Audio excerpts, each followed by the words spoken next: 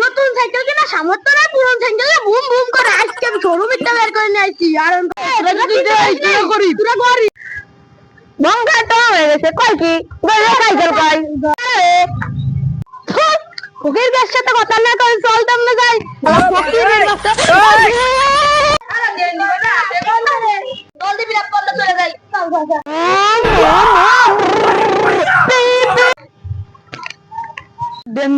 এত ভাব আসছে বং খায় মাথা মতো টাল করে রাস্তাঘাটে বেরোচ্ছে। নতুন আইফোন কিনছি, দেখি বন্ধুদের সাথে একটু কথাবার্তা করে নি।